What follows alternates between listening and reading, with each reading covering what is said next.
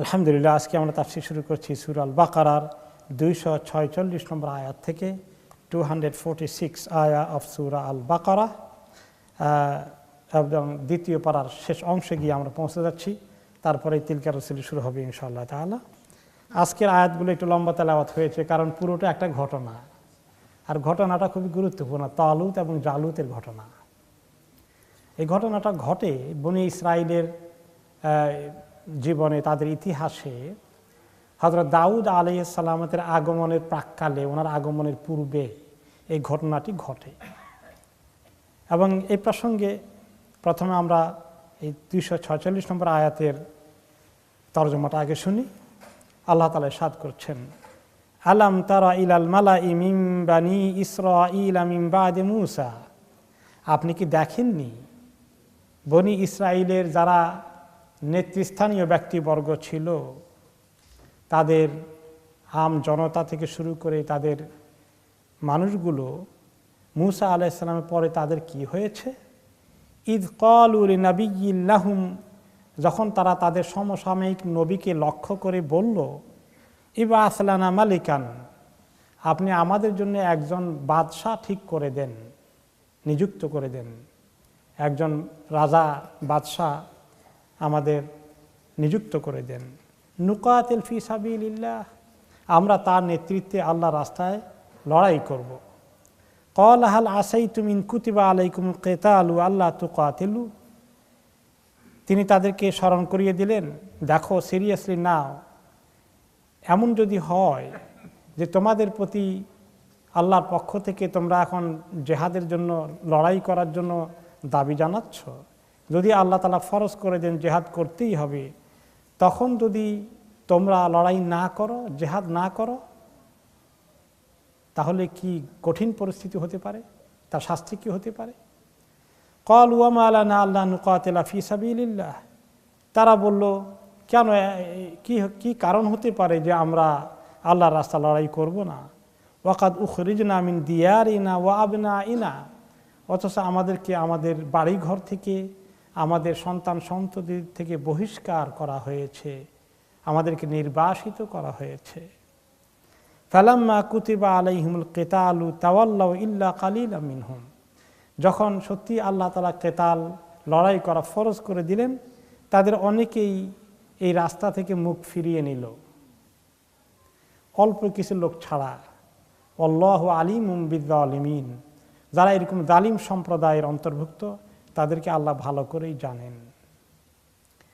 ওয়াহাব ইবনে মুনাব্বিহ রাহমাতুল্লাহ আলাইহি একজন তাবেঈ, তিনি আহলে কিতাব ইহুদি সম্প্রদায়ের অন্তর্ভুক্ত ছিলেন, পরে তিনি ইসলাম কবুল করেন। তিনি তাদের অনেক বড় আলেম পর্যায়ের লোক ছিলেন। তাওরাত এবং বনী ইসরাইলের অনেক বিষয় সম্পর্কে ওনার প্রচুর জ্ঞান ছিল। তিনি এই আয়াতের তাফসীর প্রসঙ্গে বলেছেন, কানা বনু ইসরাইল বাদা মূসা আলাইহিস সালাম আলা তরিক ইস্তিকামাত মুদ্দাতাম মিনাজ জামান, মূসা আলাইহিস সালামের ইন্তেকালের পরে বনি ইসরাইল বেশ কিছুদিন তারা মোটামুটি ইস্তিকামতের উপরে ছিল, সহি দ্বীনের উপরে তারা আমল করে গিয়েছে এবং দ্বীনের উপর টিকে থাকার চেষ্টা করেছে। সুম্মা আহদাসুল আহদাস ওয়া আবাদা বাদুহুমুল আসনাম, এরপরে যেটা সচরাচর ঘটে, নবীদের ইন্তেকালের পরে, তিরোধানের পরে উম্মতের মধ্যে আস্তে আস্তে করাপশন ঢুকে, তাদের মধ্যে অবনতি চলে আসে, তাদের মধ্যে কুসংস্কার এসে অনুপ্রবেশ করে। এইরকম তাদের মধ্যে বিকৃতি চলে আসলো, তারা দ্বীনের রাস্তা থেকে আস্তে আস্তে করে লুজ করে ফেললো, তারা অন্য রাস্তায় যাওয়া শুরু করলো। কেউ কেউ এমনকি মূর্তি পূজাও শুরু করে দিয়েছে বনি ইসরাইলের। ওয়ালাম ইয়াজাল বাইনা আযহুরিহিম মিনাল আম্বিয়া মান ইয়া'মুরুহুম বিল মা'রুফ ওয়া ইয়ানহাহুম আনিল মুনকার, আল্লাহ তাআলা তারপরেও তাদের মধ্যে বারে বারে, কিছুদিন পরে পরে একজন নবী পাঠান, তাদেরকে আমর বিল মারুফ নাহি আনিল মুনকারের কাজ করার জন্য, সংস্কার করার জন্য, দ্বীনের দিকে, তাওহীদের দিকে নিয়ে আসার জন্য নবীরা প্রচেষ্টা চালাতে থাকেন। ওয়া ইউকিমুহুম আলা মিনহাজিত তাওরাহ, এবং তাওরাতের তরিকার উপরে টিকে থাকার জন্য বারে বারে নবী এসে তাদেরকে তাকিদ, তানবিহ এবং ইরশাদ এবং ইসলাহের কাজ করেছে।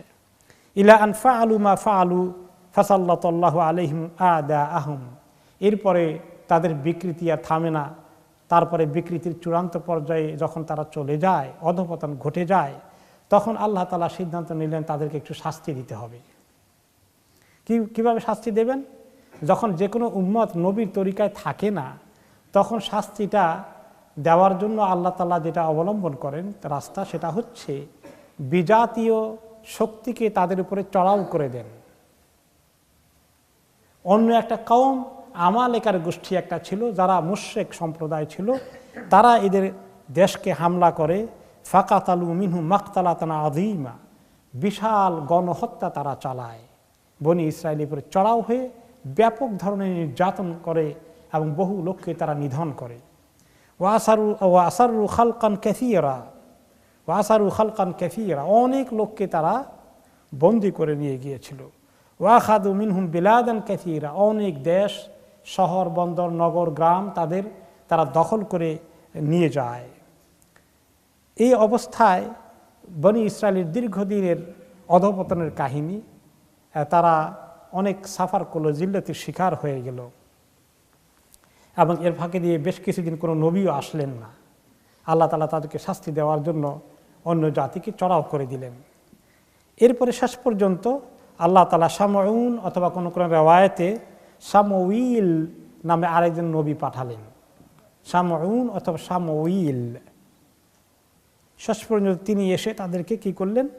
আল্লাহ ওনাকে ওহী দেওয়ার পরে আমারাহু বিদাওয়াতি ইলাইহি তাওহীদিহি, তিনি তাদেরকে ডাকলেন, আবার আসো, আমরা তো আমাদের ইসলাম ছেড়ে দিয়ে, তাওরাত ছেড়ে দিয়ে, মুসা আলাইহিস সালামের তরিকাকে ছেড়ে দিয়ে আমরা একেবারে কুসংস্কারে নিমজ্জিত ছিলাম। এখন আসি, আমরা সবাই আল্লাহর তাওহীদের দিকে আসি, আমরা আবার দ্বীনের দিকে আসি। ফাদাআ মিন বনি ইসরাইল ফাতালাবু মিনহু আন ইউকিমা লাহুম মালিকান ইউকাতিলুনা মাহু আদাআহুম।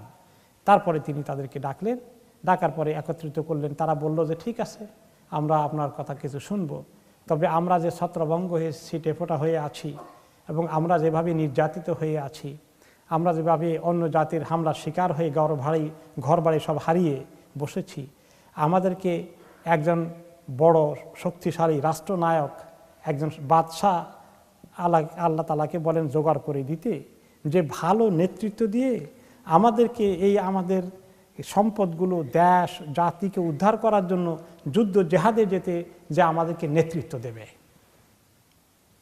তাদের কথাবার্তা এবং পরিস্থিতি অনেকটা এই উম্মতের অবস্থা আর কি।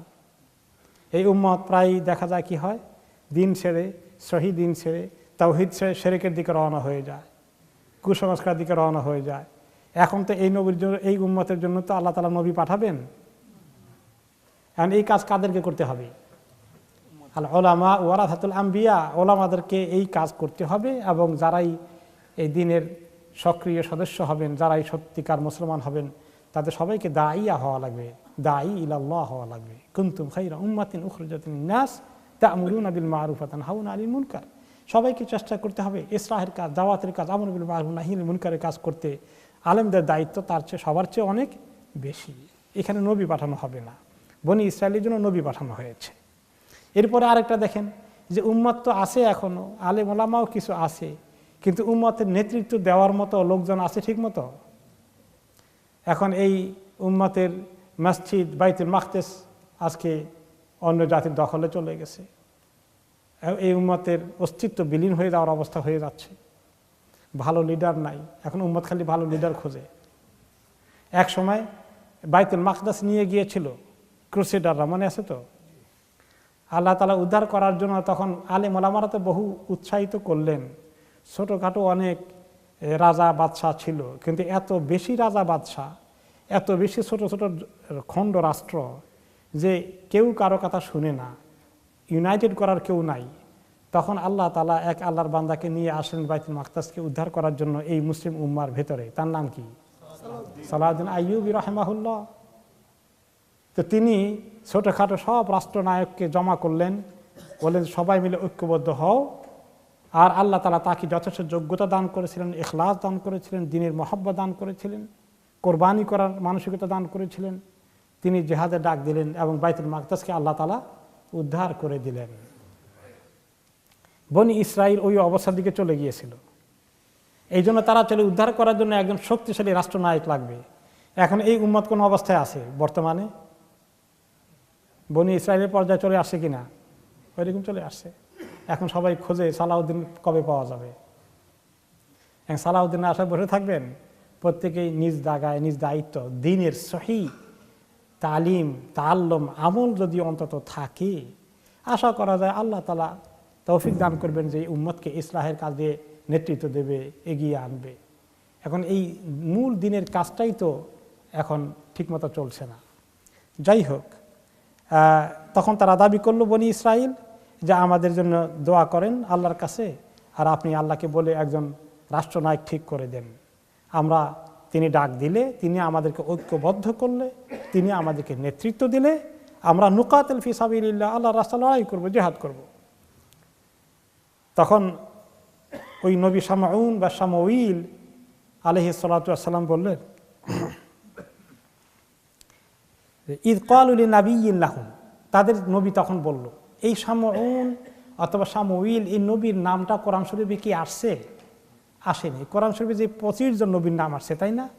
সেই লিস্টের মধ্যে শামউন বা শামউইল নাই। এখন এটা পাওয়া গেল কোথায় নামটা?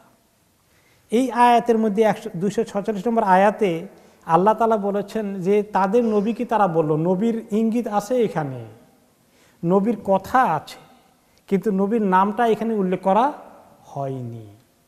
এটা পাওয়া গেল ইসরায়েলি ইতিহাসের মধ্যে, যে ওয়াহাব ইবনে মুনাব্বির রাহমাতুল্লাহ আলাইহি, তিনি যেহেতু ইসরায়েলি ইতিহাসে বেশ অভিজ্ঞ, তিনি নামটা জোগাড় করেছেন এবং তিনি ইসলাম কবুল করেছেন।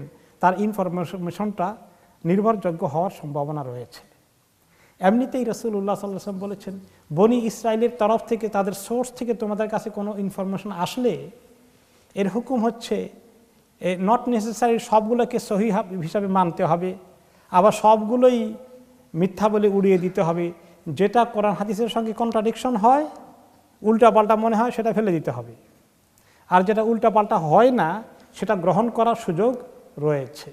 এখানে নবীর কথা কোরআনে অলরেডি আসে, তো একজন নবী এখানে আসে, তার নাম নাই এবং ইতিহাসে তার নাম পাওয়া গেল শামউন এবং শামউইল, কাজে এটা গ্রহণযোগ্য হতে পারে। তো এইভাবে নবীর নামটা পাওয়া গেছে, কোরআন শরীফে নয়, কিন্তু কোরআন শরীফের নবী কথাটা উল্লেখ করা হয়েছে যে তাদের নবী।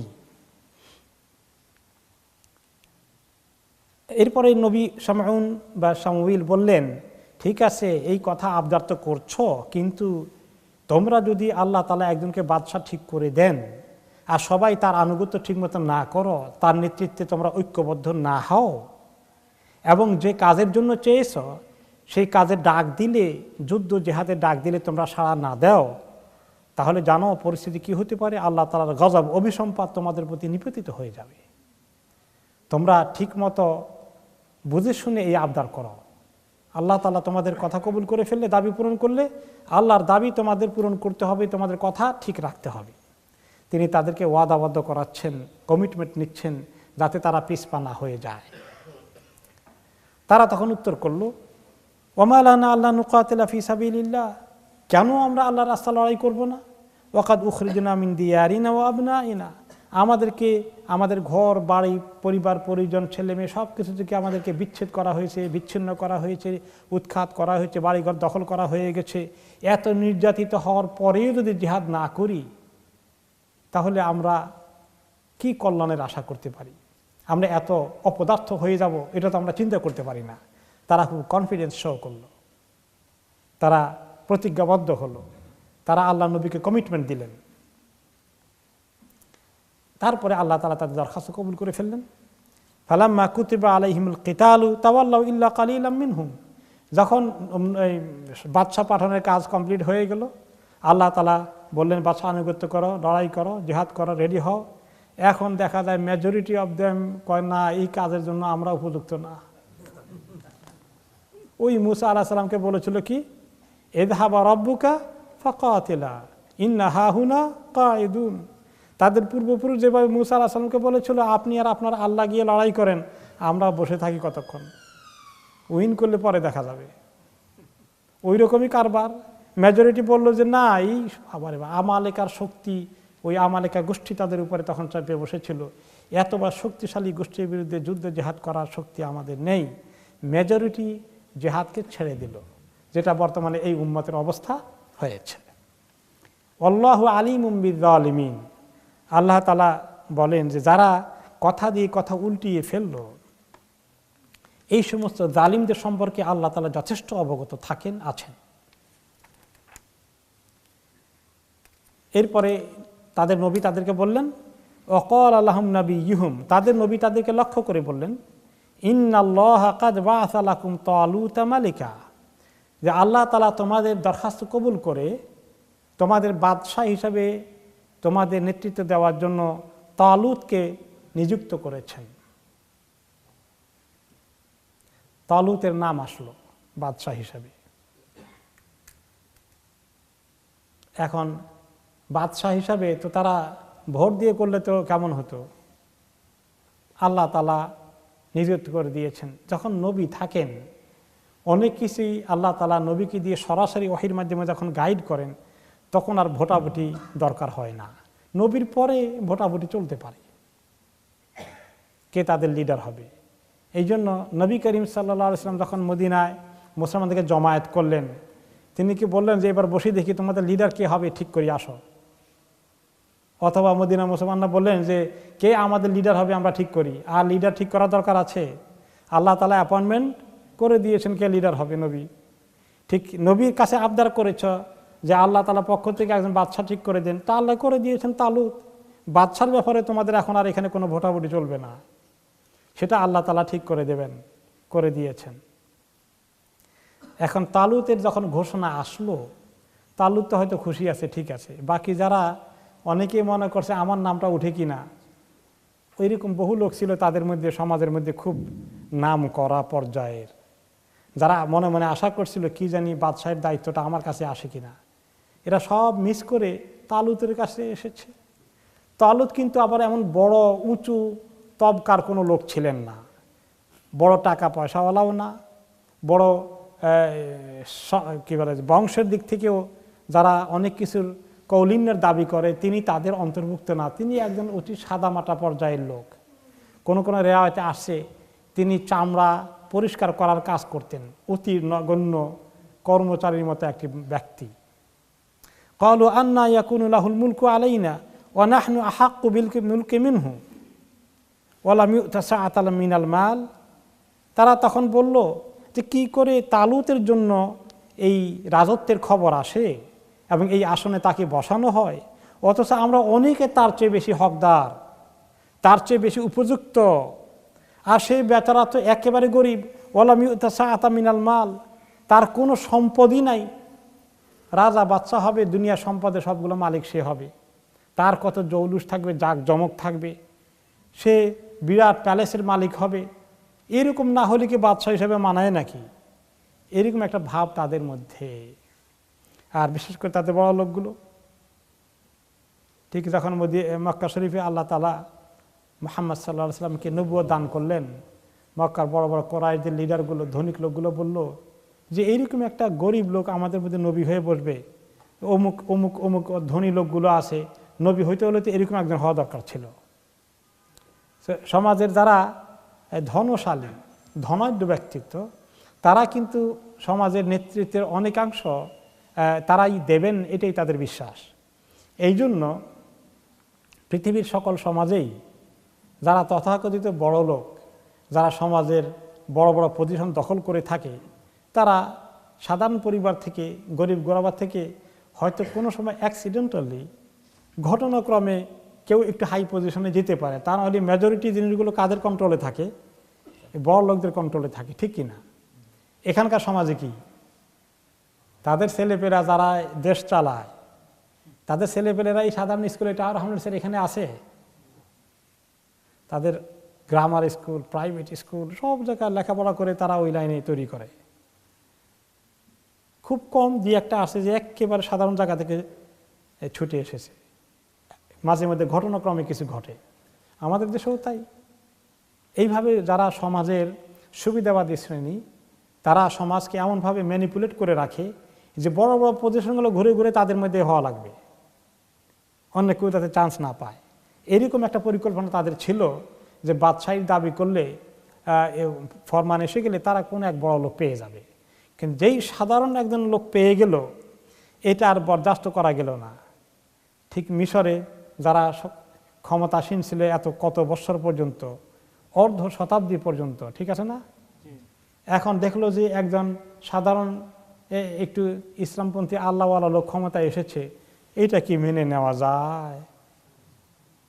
ক্ষমতায় আসবে ওই সমস্ত শোষকগুলো যারা সারা জীবন সম্পদকে চুষে সাধারণ মানুষগুলোকে গরিব রেখে, যারা বড় লোকের একটা রাষ্ট্র কায়েম করেছে, বড় লোকের নেটওয়ার্ক তৈরি করে রেখেছে, তাদের মধ্যে থেকে নিয়ে সমাজ চালাতে হবে। অতি সাধারণ একজন ব্যক্তি, ইসলামপন্থী ধর্ম ভীরু একটা লোক হঠাৎ করে এরকম পজিশনে চলে যাবে, এটা মেনে নেওয়া যায় না। তাই হলো, সব সমাজে একই অবস্থা। কিন্তু বনি ইসরায়েলের সেখানে তারা নবী যেহেতু আছেন, বেশি সুবিধা করতে পারল না। আপত্তি করে দেওয়ার পরে শেষ পর্যন্ত তারা বলল তার কোনো সম্পদ নাই, সে কেমন করে রাজা হয়, বাদশাহ হয়, এটা মানায় না। তখন তিনি আবার জবাব দিলেন, নবী ক্বালা ইন্নাল্লাহ আস্তাফাহু আলাইকুম ওয়া যাদাহু বাসতাতান ফিল ইলমি ওয়াল জিসম, যে আল্লাহ তাআলা তোমাদের জন্য তাকে বাছাই করে নিয়েছেন, এই মনোনয়নটা আল্লাহ তাআলা দিয়েছেন। কি জন্য? তার ভিত্তি কি? যে তাকে আল্লাহ তাআলা বাসতাতান ফিল ইলমি ওয়াল জিসম, তার বেশ শক্তিশালী সে এলেমের দিক থেকে এবং শারীরিকভাবেও তালুত মোটামুটি মানানসই, একেবারে ছোটোখাটো না, একেবারে হ্যাংলা পাতলা না, একেবারে দুর্বল না, মোটামুটি শক্তিশালী। আর এলেমের দিক থেকে, জ্ঞানের দিক থেকেও সে ভালোই। তার অবস্থা যদি অর্থনৈতিকভাবে তত ভালো না হয়, কিন্তু তার লেখাপড়া ভালো আছে এবং তার শারীরিক গঠন নেতৃত্ব দেওয়ার উপযুক্ত। ইমাম আল কুরতুবী রহমতুল্লাহ আলাইহি এই আয়াতের তাফসিরে বলেন যে এই জন্য যারা সমাজের নেতৃত্ব দেবে, লিডারশিপ পর্যায়ে পৌঁছবে, তাদের যেমন জ্ঞানগত দিক থেকে নেতৃত্ব দেওয়ার যোগ্যতা থাকা দরকার, দ্বিতীয়ত দেখতে শুনতে একটু মানানসই হওয়া দরকার। একদম বেমানান হয়ে গেলে লোকেরা অ্যাকসেপ্ট করবে না। এটাও কিছু একটা সেকেন্ডারি হলেও শর্ত, যে খলিফা যে হবে, লিডার যে হবে, তার মোটামুটি সামাজিকভাবে একটু মানানসই হওয়া লাগে। বিশেষ করে যদি লড়াই জেহাদের প্রসঙ্গ আসে, সে ভালো শক্তিশালী হওয়া লাগবে। সে যদি এত দুর্বল হয়, দুজনের কাঁধে ভর করে যাইতে হয়, তাহলে এরকম কমান্ডারের পিছনে কে জেহাদ করবে, যুদ্ধ করবে? হ্যাঁ, সে শক্তিশালী, তার হুঙ্কার, তার বক্তব্য, এগুলো লোকদেরকে অনুপ্রাণিত করবে। এগুলো কিছু বাস্তবে কিছু ফ্যাক্টর। এগুলো তো আল্লাহ তাআলা বললেন যে যেগুলো দরকার, আল্লাহ নবী বললেন সেগুলো দেখে শুনে আল্লাহ তাআলা তাকে চুজ করেছেন। বাসতাতান ফিল ইলমি ওয়াল জিসম। বাস্তা মানে হচ্ছে যথেষ্ট পরিমাণ। এখন আমি আগে খেয়াল করি নাই, মাওলানা কামালউদ্দিন সাহেব বললেন যে আমাদের বাংলাদেশে যে বস্তা আছে, এটা কিন্তু আরবি শব্দ। উনি বলার সঙ্গে সঙ্গে আমার মাথায় আসলো, আর এটা তো আছে এখানে। বস্তা বলি না বাংলায় আমরা? বস্তা অর্থ কি? ব্যাগ। ব্যাগের সাইজটা কত? অনেক বড়, 2 মণ আটে যার ভিতরে, অনেক বড় যেটা, ওইটারে বস্তা বলি। এখন সোজা কথা তর্জমা করলে, এই যে তালুতকে আল্লাহ চুজ করেন, সেই বস্তা অফ নলেজ অ্যান্ড বস্তা অফ স্ট্রেংথ, সে তোমাদের জন্য ভেরি ফিট। এখন আল্লাহ তাআলার এই বস্তার খবর শুনে এখন তারা হয়ে গেল। পরে নবী আরো তাদেরকে বললেন যে ওয়াল্লাহু ইউতি মুলকাহু মান ইয়াশা ওয়াল্লাহু ওয়াসিউন আলিম, যে আল্লাহ তাআলা এরকম রাজত্ব দেওয়ার ক্ষেত্রে মনোনয়ন করেন, ক্ষমতা দেওয়ার ক্ষেত্রে মনোনয়ন করেন যাকে চান।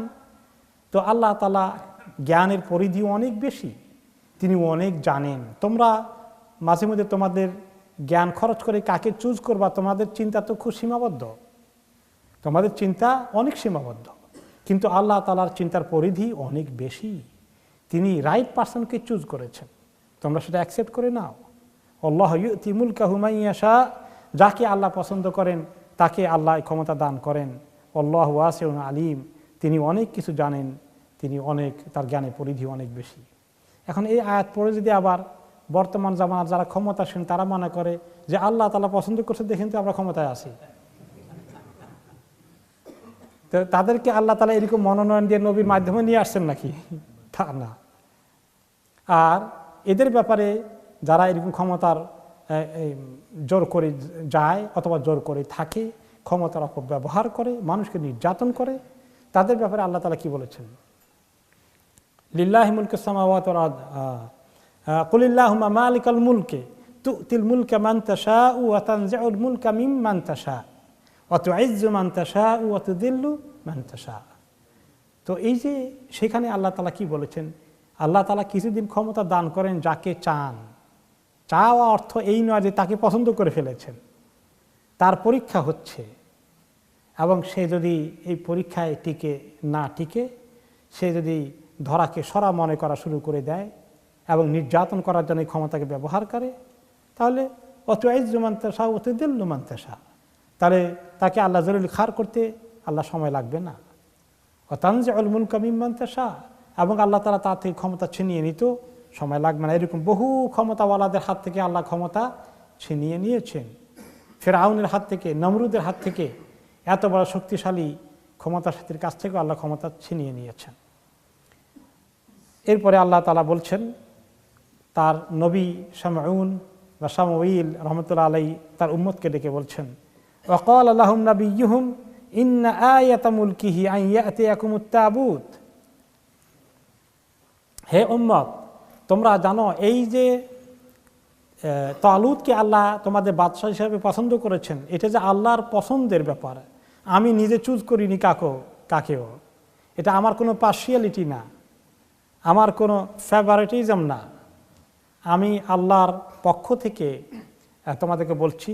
তারপর আল্লাহ তাআলা সেটা দেখাতে চান যে তারা তখনও কিন্তু স্যাটিসফাইড না ওনার বক্তব্যের পরে, তাদের ভিতরে এখনও দ্বিধাদ্বন্দ্ব এবং আপত্তির এই যে একটা ধারা রয়েছে, অবস্থা রয়েছে, তিনি টার পেয়েছেন।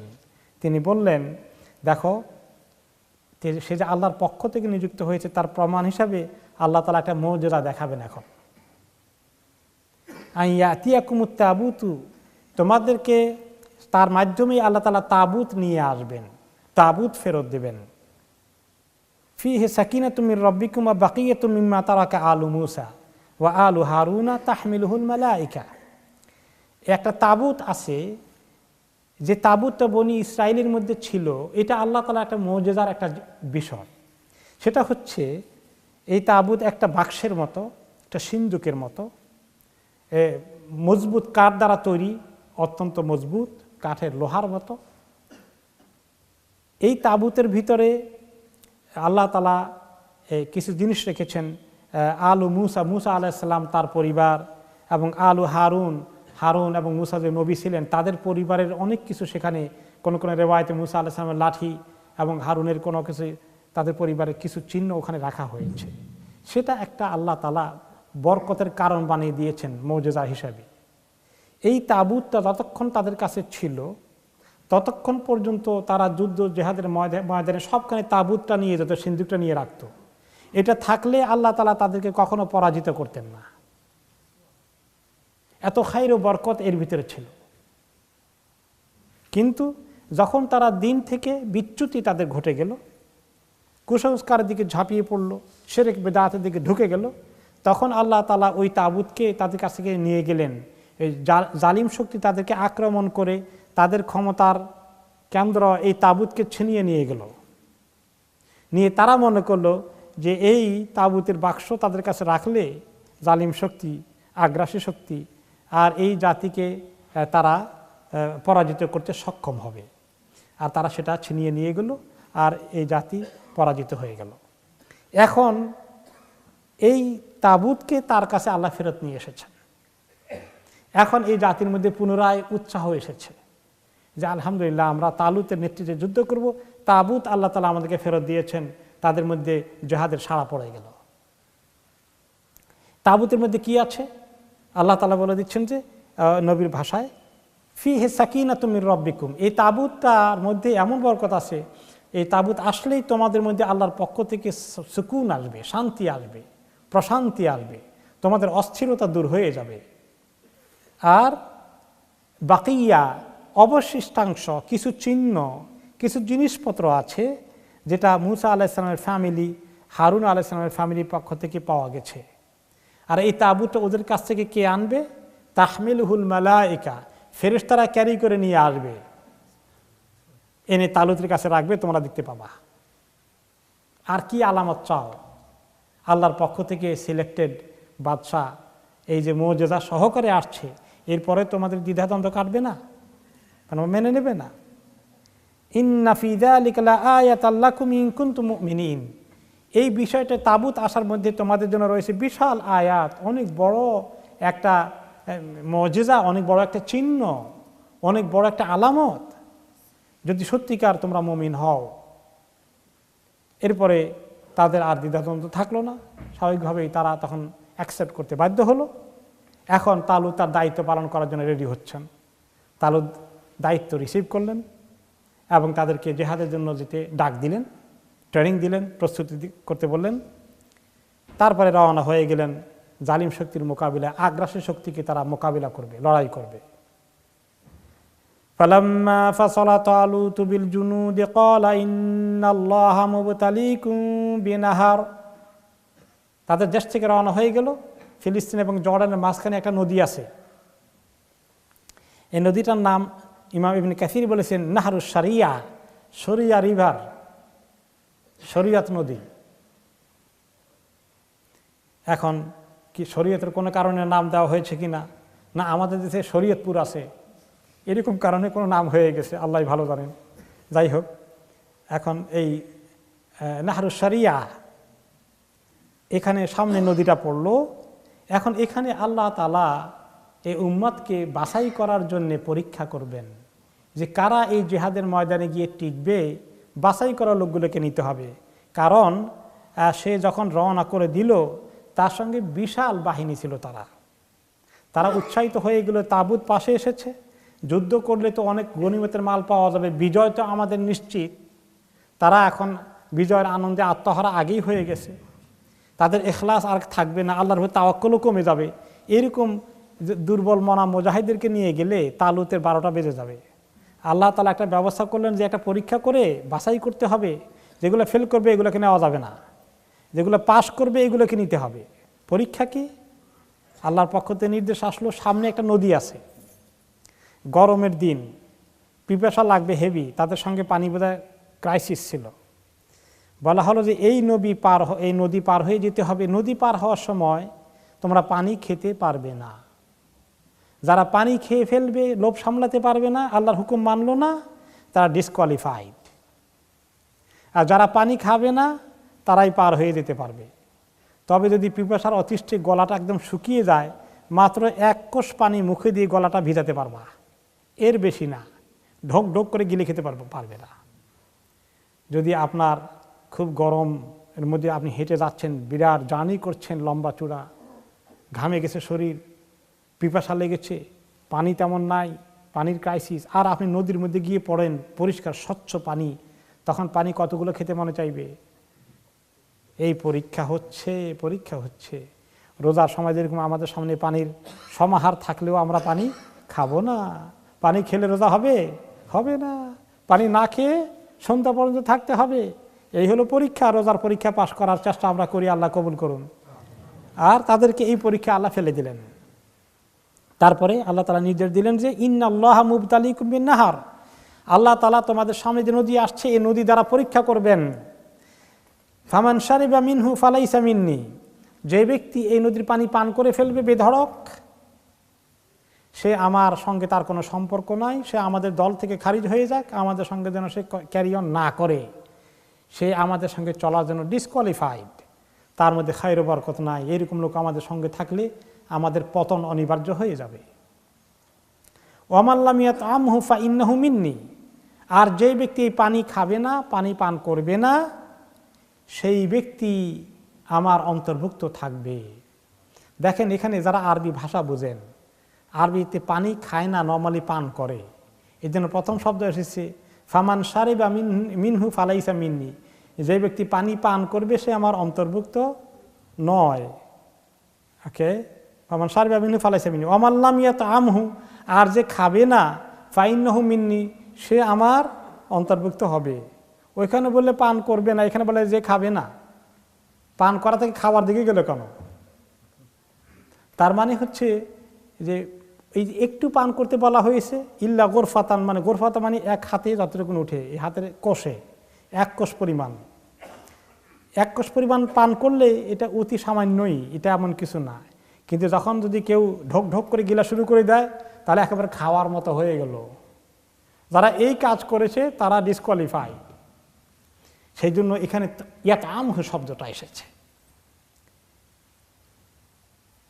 এরপরে এই ওয়ার্নিং দেওয়া হলো, এই পরীক্ষার খবর বলা হলো। এখন তারা সামনের দিকে যাচ্ছে, নদী এসে গেল, সবাই নদীতে নামলো, ক্রস করে পার হয়ে ওই পারে যেতে হবে যুদ্ধ করতে। ফাশারিবু মিনহু ইল্লা কালিলাম মিনহুম, নামার পরে মেজরিটি পান করে ফেলল। 80,000 তার সঙ্গে এসেছিল, 80,000 ফলোয়ার্স, ভাস্ট মেজরিটি তাদের পেছনে তারা পানি খেয়ে ফেললো, তারা আর পার হতে পারল না। তারা 80,000-এর মধ্যে ইবনে আব্বাস রাদিয়াল্লাহু আনহুমা বলেছেন, ফাশারিবা মিনহু সিত্তা ওয়া সাবউনা আলফান, ৭৬,০০০ লোক পানি খেয়ে ফেললো, একেবারে ভরা পেট করে ফেললো। ওয়া তাবাক্কা মাহু ৪,০০০, মাত্র ৪,০০০ বাকি থাকলো, যারা মোটেই পান করলো না অথবা 1 কোষ পরিমাণ খেয়ে, যতটুকু আল্লাহ মিনিমাম অ্যালাউ করেছিল এর বাইরে তারা একটুও নেয়নি, মাত্র ৪,০০০ থাকলো। তো এই ৭৬,০০০ ফেল করলো, ৪,০০০কে নিয়ে তিনি যুদ্ধ জেহাদের দিকে রওনা হয়ে গেলেন। فَلَمَّا جَاوَزَهُ هُوَ وَالَّذِينَ آمَنُوا مَعَهُ قَالُوا لَا طَاقَةَ لَنَا الْيَوْمَ بِجَالُوتَ وَجُنُودِهِ। এই ৪,০০০কে নিয়ে তিনি যখন ক্রস করে নদীর ওপারে চলে গেলেন, দুশমন সামনে আসছে, তারা দুশমনের কাছাকাছি এসে গেলেন। এই সময় ৪,০০০ যারা বাকি থাকলো, ৭৬,০০০ পেছনে রয়ে গেল, তাদেরকে ডিসকোয়ালিফাইড করে পাঠিয়ে দিলেন। এখন ৪,০০০-এর মধ্যে তো একটু ভয় চলে আসলো, ইন্না লিল্লাহ, ৮০,০০০ থেকে এখন ৪,০০০-এ আসি, তা আমরা এখন কেমনে লড়াই করব? এটা একটা বড় খবর না, এটা হেভি খবর। এটা কোথায় ৮০,০০০, কোথায় ৪,০০০-এ দাঁড়িয়েছি এখন। এই বেচারাদের মধ্যে অনেকের মধ্যে এখন একটু দুশ্চিন্তা চলে আসলো, কিছুটা ভয় চলে আসলো। মানুষ তো, তারা তো সবাই নবী না। এখন এই দুশ্চিন্তা তারা পড়ে গেল। তারা বলল, কথা তাদের মধ্যে কেউ বলা বলি করলো, লা তাকাতা লানাল ইয়াউমা বিজালুত ওয়া জুনুদি, আজকে আমরা যুদ্ধে নামলেই ৪,০০০ নিয়ে কিভাবে আমরা জালুত, যে অপোজিট শক্তি, জালিম শক্তি, তার নেতৃত্বে কি আছে? জালুত। আর ইসলামী শক্তির পক্ষে কি আছে? তালুত। এখন জালুত আর জুনুদ, তার বাহিনী বিশাল, বিরাট বাহিনী তার, ৪,০০০-এর সঙ্গে কোনো তুলনাই হয় না। এখন সাধারণ সৈন্যদের ভিতরে যারা একটু দুর্বল মানা, সবার ঈমান তো এক লেভেলে থাকে না।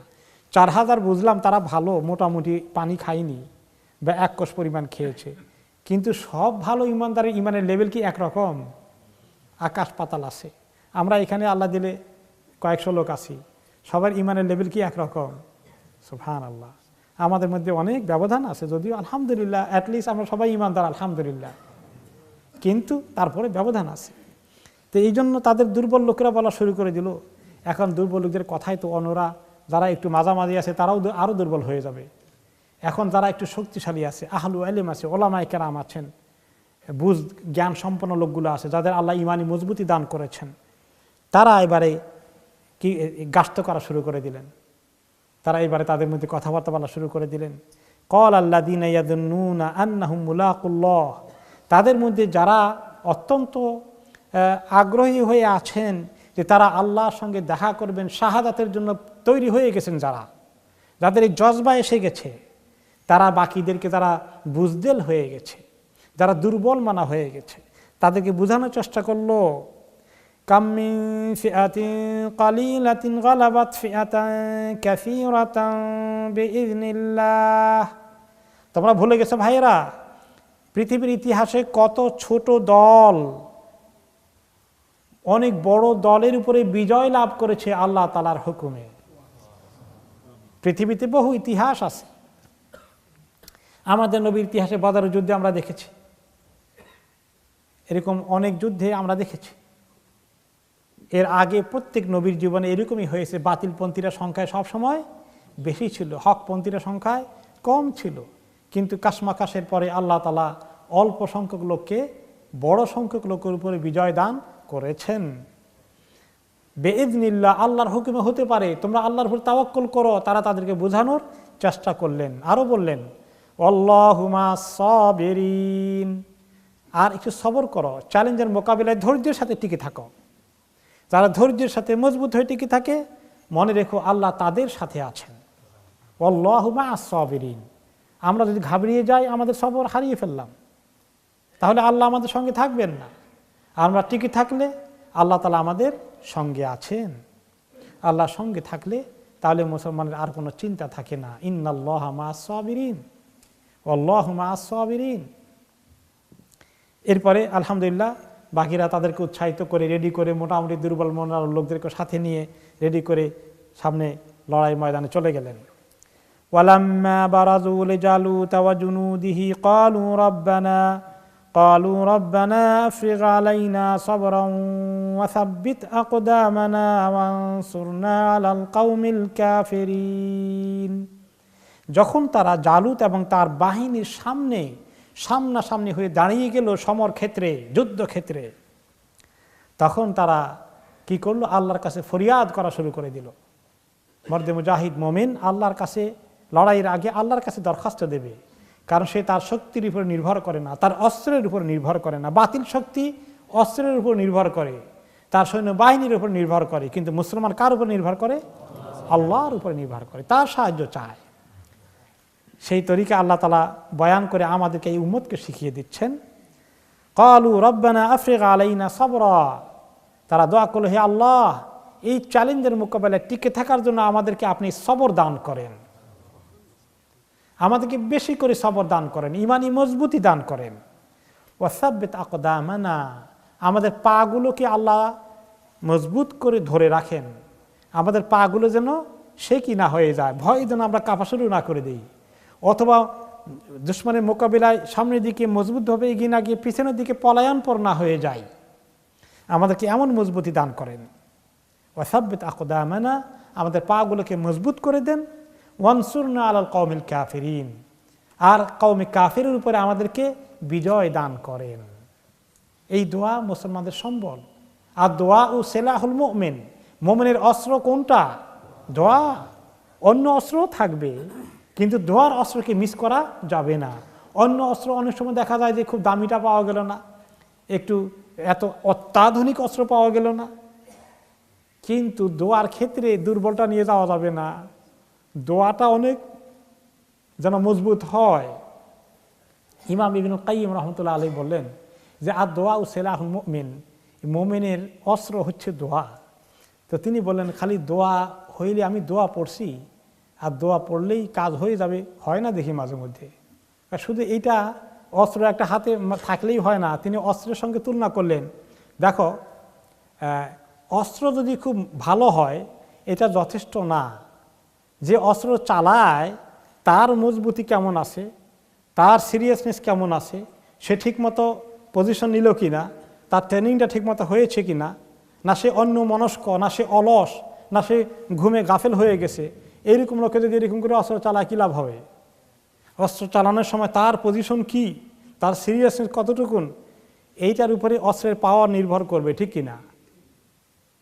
তো সেই বলে যে দোয়া তো অস্ত্র, কিন্তু যে দোয়া চালায়, যে দোয়া ব্যবহার করে মনোযোগ নাই, কার কাছে বলে তাও বুঝে না, কি বলে সেটাও বুঝে না, অমনোযোগী হয়ে দোয়া করে, আল্লাহ তাআলা এরকম কালবিন লাহিন গাফেল অন্তরের দোয়া কবুল করেন। সে অস্ত্র ছাড়লো কিন্তু অস্ত্রটা কাজ করলো না। এই জন্য দোয়া করতে হলে অত্যন্ত মনোযোগ সহকারে, ইখলাসের সাথে, আন্তরিকতার সাথে, আল্লাহর কাছে ইলহাহ করে, আল্লাহর কাছে একেবারে ফকিরের মতো নাছোড় বান্দার মতো করে চাইতে হবে, এরকম চেয়েছে কি না। তো এরকম করে আল্লাহর কাছে দোয়াটা পড়তে হবে। এই লাইনটা কেউ যদি এমনি পড়েই গেল, বুঝে না কি, কিন্তু যে বুঝে শুনে পড়লো, চোখের পানি ফেলে আল্লাহর কাছে চাইলো, আল্লাহ সমস্ত ক্ষমতার অধিকারীটা বিশ্বাস করে চাইলো, তার চাওয়া, তার দোয়া আল্লাহ কবুল করে ফেলবেন। এরপরে তারা দোয়া করে নামলেন, যুদ্ধ শুরু হয়ে গেল। ফাহাজামুহুম বিইذনিল্লাহ وقتل داود جالوت وآتاه الله الملك والحكمة وعلمه مما يشاء। যুদ্ধের পরে ভীষণ যুদ্ধ হলো, এরপরে আল্লাহ তাআলা শেষ পর্যন্ত এই অল্প সংখ্যক মুসলমানদেরকে বিজয় দান করলেন। তালুতের ফলোয়াররা বিজয় লাভ করল বেইজনিল্লাহ। কিভাবে বিজয় লাভ করেছে? বেইজনিল্লাহ, আল্লাহর হুকুমে বিজয় লাভ করেছে। মুসলমান বিজয় লাভ করার পরে খুব সেলিব্রেশন করে, খুব ফুর্তি করে, আমোদ করে। এরকম যারা করে তারা বোকা। কোনো মুসলমান কোনো ভালো কিছু অ্যাচিভ করলে, কোনো মুসলমান বিজয় লাভ করলে, কোনো মুসলমান সুখবর আসলে তখন কি গান বাজনার আসর বসাবে, আনন্দ ফুর্তি করবে, সেলিব্রেশন করবে, খুব নিজের এই করেছি সেই করেছি এগুলো বলবে? না, তার মাথাটা নত হয়ে যাবে আল্লাহর কাছে যে আমাদের আল্লাহ আমাদেরকে বিজয় ভিক্ষা দান করেছে। নবী করিম সাল্লাল্লাহু আলাইহি ওয়াসাল্লাম যখন মক্কা বিজয় করে ফেললেন, সাহাবায়ে কেরাম রিওয়ায়াত করেন তিনি এমনভাবে ঢুকলেন মক্কা, আল্লাহর জিকির করতে করতে, আল্লাহর শুকর আদায় করতে করতে ঢুকলেন, আল্লাহর কাছে শুকরিয়া করতে করতে মাথাটাকে নত করে ফেলেন। এইভাবে মাথাটা নত করে ঢুকেছেন। আর আমাদের যদি এখন একটু কেউ কোনো সময় দেখা যায় কেউ চেয়ারম্যানে এই পাশ করেছে, কেউ মন্ত্রী হয়েছে, কেউ এমপি হয়েছে, আর কি ফুর্তি, ঢাক ঢোল পিটাইয়া কি ফুর্তি করে। তো এগুলো হচ্ছে যে মুসলমানদের তরিকাকে বর্জন করে অন্য তরিকায় যাওয়া। এই জন্য মুসলমানরা এরকম সেলিব্রেশন করা ঠিক না, যেটা খুব নিজের গৌরব গাথা, নিজের গর্ব, নিজের অহংকার প্রকাশ পায়, নিজের কৃতিত্ব প্রকাশ পায়, এরকম করা ঠিক না। এমনকি ইব্রাহিম আলাইহিস সালামের এক্সাম্পলটা আমাদের সবার জন্য। কোনো ভালো কাজ করলে ইব্রাহিম আলাইহিস সালাম আল্লাহর ঘর বানালেন না, দোয়া করলেন কি? রব্বানা তাকাব্বাল মিন্না ইন্নাকা আনতাস সামিউল আলিম ওয়া তুব আলাইনা ইন্নাকা আনতাত তাওয়াবুর রহিম। এবং কোনো ভালো জিনিস অ্যাচিভ করলে আল্লাহ তাআলাকে আমাদেরকে দোয়া শিখিয়েছেন রাসূলুল্লাহ সাল্লাল্লাহু আলাইহি ওয়াসাল্লামের মাধ্যমে, আলহামদুলিল্লাহিল্লাযী বিনি'মাতিহি তাতিম্মুস সলিহাত। এই সুখবরটা, কোন সুখবর পেয়ে এই দোয়া যে আল্লাহ তাআলার নিয়ামতের বদৌলতে ভালো কাজগুলো সম্পন্ন হয়ে যায়। আমার বাহাদুরির কারণে নয়, আমার ক্ষমতার কারণে নয়, আমার নেতৃত্বের কারণে নয়, আমাদের যোগ্যতার কারণে নয়, এটা আল্লাহর পক্ষ থেকে আমাদেরকে দান করা হয়েছে। এই ফিলিং লাগবে। ফাহাজামুহুম বিইযনিল্লাহ, আল্লাহর হুকুমে তারা তাদেরকে পরাজিত করে দিল, তারা বিজয় লাভ করলো। ওয়াকাতালা দাউদু জালুতা, আর দাউদ নামে এই এক লোক ছিলেন, ইয়ং ম্যান, তালুতের আন্ডারে একজন বড় শক্তিশালী যুবক ছিলেন, তার নাম হচ্ছে দাউদ। সে দাউদ কি করলো?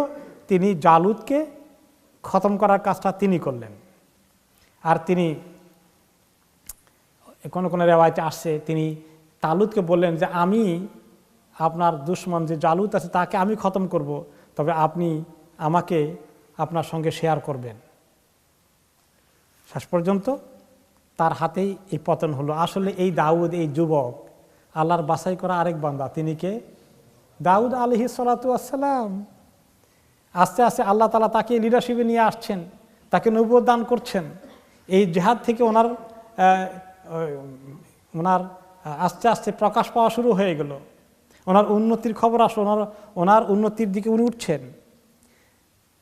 পর্যায়ক্রমে এই জালুতের পরে নেতৃত্বে চলে আসলো কার কাছে? দাউদ আলাইহিস সালামের কাছে।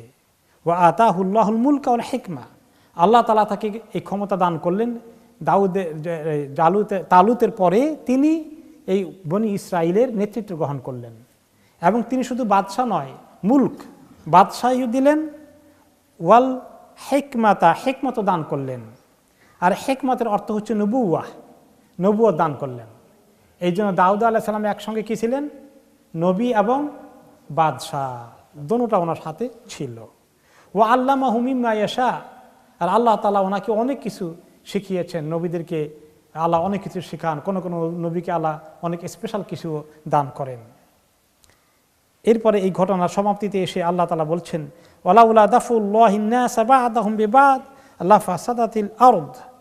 এইভাবে যদি আল্লাহ তাআলা দুনিয়াতে এক গড় লোককে দিয়ে, কিছু কওমকে দিয়ে, কিছু লোককে বাছাই করে, কিছু লোককে আল্লাহ তাআলা যদি শায়েস্তা না করাতেন, তাহলে দুনিয়াটা ফাসাদে ভরে যেত। এই জন্য দুনিয়াতে আল্লাহ তাআলা কোনো কোনো সময় ভালো লোকগুলোকে দিয়ে মন্দ লোকগুলোকে সাহায্য করার কাজ করেন। আবার কোনো কোনো সময় এমন হয় যে ভালো লোকের এমন অভাব, মন্দ লোককে সাহায্য করার মতো ভালো লোক পাওয়াই যায় না। তখন আল্লাহ তাআলা কি করেন? জালিম তৈরি করে দিয়ে জালিমকে সাহায্য করেন। রাহমাকাল্লাহ। এরকম বহু ঘটনা আছে। এই মাঝে মাঝে পত্রিকা পড়লে কি দেখবেন যে এক গডফাদার তার ত্রাস তাকে ফিনিশ করিয়ে দেওয়া হচ্ছে, তার এক সময় সহকারী ছিল তাকে দিয়ে, তাকে ফিনিশ করা হচ্ছে আরেকজনকে দিয়ে। এটা যদি না হতো, এখনো আমাদের দেশে যে মানুষের ভাত পানি কিছু এখনো খায়, হাটে বাজারে যেতে পারে, এটাও বন্ধ হয়ে যেত। এই জন্য কিছুকে দিয়ে আল্লাহ কিছুকে থামান। মাঝে মাঝে পত্রিকা দেখেন না, কোন গডফাদারকে দিয়ে কোন গডফাদারকে শেষ করাচ্ছেন। এই জন্য মাঝে মাঝে খুতবার মধ্যে দোয়া করার লাগে, আল্লাহুম্মা সাল্লিত যালিমিন আলা যালিমিন, আল্লাহুম্মা আহলিকিদ যালিমিন বিযালিমিন, যে আল্লাহ জালিমদের উপরে জালিমদেরকে সওয়ার করে দেন, জালিমদেরকে দিয়ে জালিমকে নিপাত করেন। কি করবো, ভালো মানুষের তো কাহাত হয়ে গেছে। তো আল্লাহ তাআলা বলে দিচ্ছেন প্রিন্সিপাল, যে আল্লাহ তাআলা যদি এরকম না করতেন, কিছু লোককে দিয়ে কিছু লোককে আল্লাহ তাআলা সাহায্য না করতেন, তাহলে জমিন ফাসাদে ভর্তি হয়ে যেত। ওয়ালাকিন্নাল্লাহা যু ফাদলিন আলাল আলামিন, কিন্তু আল্লাহ তাআলা বিশ্ববাসীর প্রতি, সৃষ্টির প্রতি আল্লাহ অনেক দয়া পরবশ। তাদেরকে আল্লাহ তাআলা অনেক ক্ষতি থেকে বাঁচাতে চান। এই জন্য আল্লাহ তাআলা মাঝে মধ্যে ইন্টারফেয়ার করেন, উঠে নিয়ে আসেন এক কওমকে দিয়ে আরেক কওমকে আল্লাহ তাআলা হালাক করান, যারা সীমালঙ্ঘন করা শুরু করে দিয়েছে। তিলকা আয়াতুল্লাহি নাতলুহা আলাইকা বিল হক ওয়া ইন্নাকা লামিনাল মুরসালিন।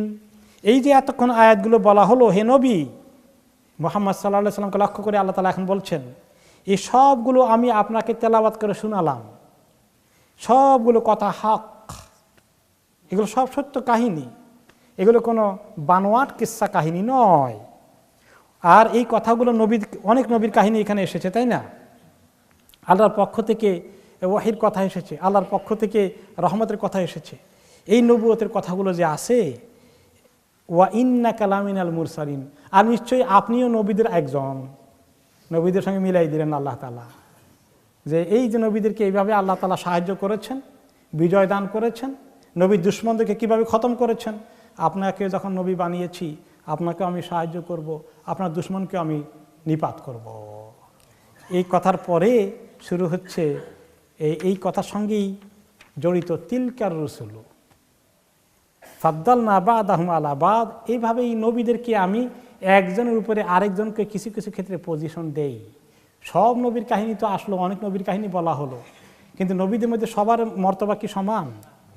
কোন কোন নবী উলুল আজমে মিনার রসুল, কোন কোন নবী সমস্ত নবীদের সরদার। আল্লাহ তাআলা আমাদের নবীকে সেই আসনে বসিয়েছেন। সেই কথাই পরবর্তী আয়াতে আসবে ইনশাআল্লাহ, আগামী সপ্তাহে আল্লাহ তাআলা তৌফিক দান করলে।